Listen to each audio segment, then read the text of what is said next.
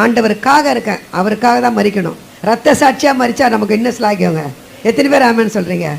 ஆண்டவர் பிள்ளையை என்னை தூக்கி எடுத்ததுக்கு நான் ரொம்ப சந்தோஷமாக இருக்கேன். ஏன்னா அப்போ இல்லாத சந்தோஷம் இப்போ தான் எனக்கு இருக்குது. ஏன்னா அவர் கூடவே இருக்கேன். பவுல் சொல்கிற மாதிரி அவருக்காகவே, அவருக்கு பற்றி அவருக்கு என்ன பண்ணலாம், எப்படி வாழலாம், அவருக்கு எப்படி ஸ்தோத்திரம் சொல்லலாம், எப்படி அவருக்கு அவரோட சித்தத்தை செய்யலாம், அதுதான் நம்ம என்னோட நோக்கமாக இருக்குது. அவர் இருந்தால் போதும் சகலமும் நமக்கு நன்மைக்கு எதுவாக நடக்கும்.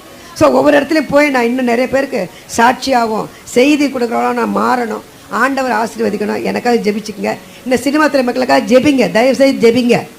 எல்லாம் ரட்சிக்கப்படட்டும். இல்லை ஆனால் ஆண்டவர் பாருங்கள், எல்லாத்தையும் இழக்க வச்சுட்டு பரலோகத்தை பார்க்க போயிச்சார் பாருங்கள். அதுதாங்க ஆண்டவர்.